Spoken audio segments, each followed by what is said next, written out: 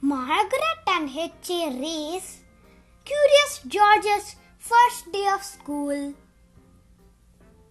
This is George. He was a good little monkey and always very curious. Today George was so excited he could barely eat his breakfast. "You have a big day ahead of you, George," said his friend, the man with the yellow hat. It was a big day for George. It was the first day of school and he had been invited to be a special helper. George and his friend walked together to the schoolyard. Some of the children were nervous, but George could not wait for the fun to begin. In the classroom, George's friend introduced him to Mr. Apple. "Thank you for inviting George to school today," the man with the yellow hat said to the teacher. Then he waved goodbye. "Have a good day, George. I'll be back to pick you up after school." The children were excited to have a monkey in class. "George is going to be our special helper," Mr. Apple told them. And what a helper he was! At story time, George held the book. At math time, the children could count on George. And at recess, George made sure everyone had a ball and a well-balanced snack. After lunch, Mr. Apple got out paints and brushes. George saw red, yellow and blue paint. 3 colors were not very many. George was curious. Could he help make more colors? First, George mixed red and blue to make purple. Next, George mixed red and yellow to make orange. Then George mixed yellow and blue to make green. Finally, George mixed all the colors to make a big mess. The children thought the mess was funny, but Mr. Apple did not. "Oh dear," he said. "We are going to need something to clean this up.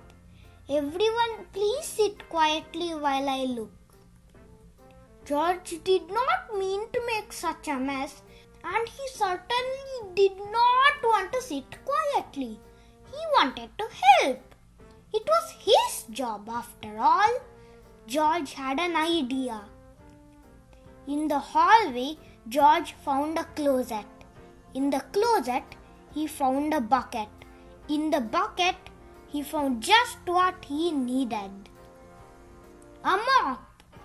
George was on his way back to the classroom when he heard somebody yell, "Stop! Stop! What are you doing with my mop?"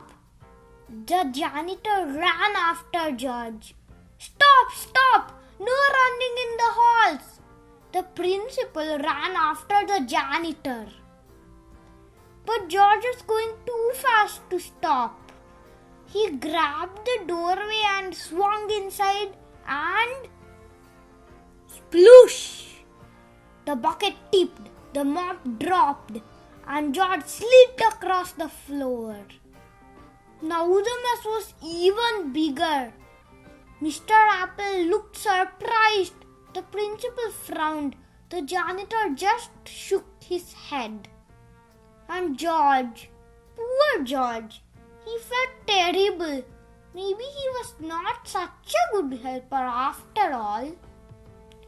The children felt terrible too. They did not like to see George looking so sad. They thought he was a great helper. Now they wanted to help him. So the children all lent a hand and some feet. And before anyone knew it, the mess was gone. That little monkey sure is helpful, the janitor said. It looks like Mr. Apple has a whole class full of helpers, the principal added. At the end of the day, when George's friend arrived to pick him up, Mr. Apple said, "Thank you for all your help, George. We hope you will come help us again." The children cheered. They hoped George would come again too. George waved goodbye to his new friends. What a great day it had been! He could not wait to come back to school. The end. Thank you for reading with me. Please subscribe and like.